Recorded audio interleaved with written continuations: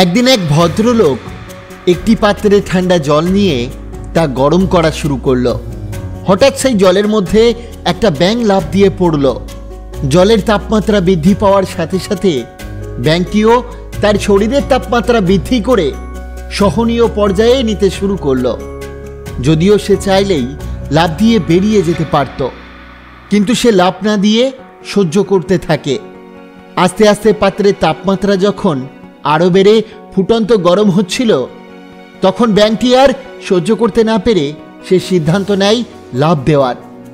কিন্তু ততক্ষণে তার আর লাফ দেওয়ার মতো শক্তি সে হারিয়ে ফেলে। জল আরও গরম হতে থাকে, যার ফলে সে অতিরিক্ত গরম জলে থাকতে থাকতে একটা সময় মারা যায়।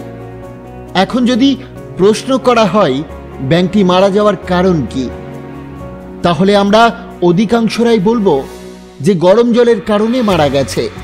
কিন্তু না, সে আসলে গরম জলের কারণে মারা যায়নি। সে মারা গেছে সঠিক সময়ে লাফ দেওয়ার সিদ্ধান্ত না নেওয়ার কারণে। ঠিক তেমনি প্রত্যেকটা মানুষের স্থান, কাল, পাত্র ভেদে এক একটা বিষয়ে সহ্য করার ক্ষমতা ভিন্ন। আমাদের প্রত্যেকের মনে রাখতে হবে, ক্ষমতা থাকা অবস্থায় সঠিক সিদ্ধান্তটি সঠিক সময়ে নিতে হবে।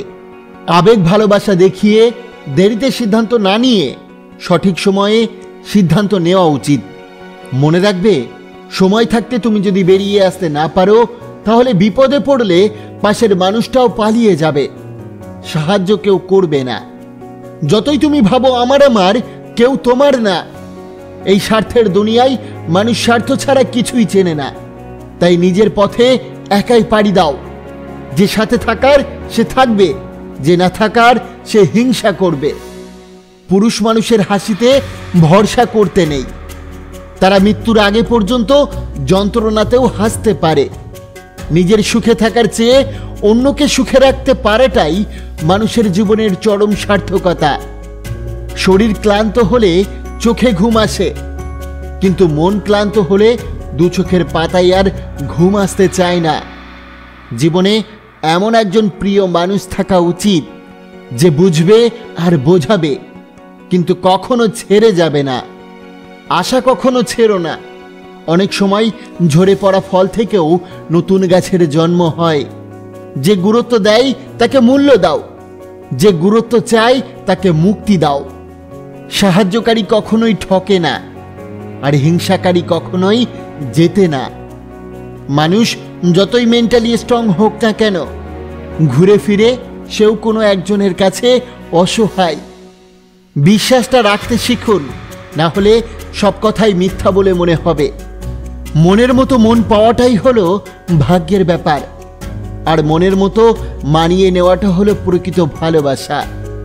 টাকা ধার দিলে সম্পর্ক নষ্ট হয় না, সম্পর্ক নষ্ট হয় ধারের টাকা চাইতে গেলে। যে ঠকায় সে অন্য জায়গায় ঠকে, যে কাঁদায় সে অন্য জায়গায় কাঁদে। এই পৃথিবীতে সবার বিচার হবেই, অপেক্ষা শুধু সময়ের। একা হয়ে গেলেই শান্তি। ঠকানোর কেউ থাকবে না, অবহেলা করার কেউ থাকবে না, রাগ করার কেউ থাকবে না, প্রত্যাশা করার কেউ থাকবে না, কষ্ট দেওয়ারও কেউ থাকবে না। মাঝে মধ্যে তাই একা হয়ে যেতে হয়। কাউকে অভ্যাস বানাতে নেই। কথা বলা বন্ধ হয়ে গেলে দম বন্ধ হয়ে যায়। জীবনে কিছু কষ্ট আসে তোমাকে এটা বুঝিয়ে দিতে যে তোমার ঈশ্বর ছাড়া আপন কেউ নেই।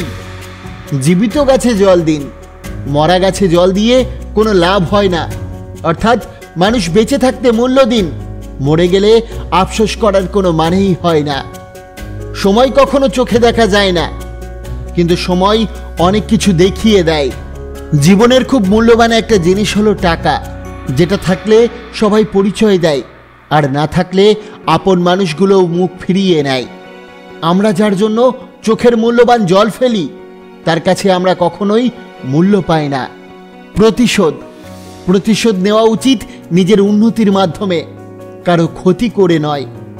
সময়ের সাথে নিজেকে পরিবর্তন করতে না পারলে এই জীবনের খেলায় থমকে যেতে হবে।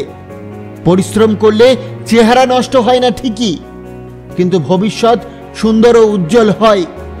মন থেকে উঠে গেলে যতই ভালো সম্পর্ক হোক, আগের মতো আর টান থাকে না।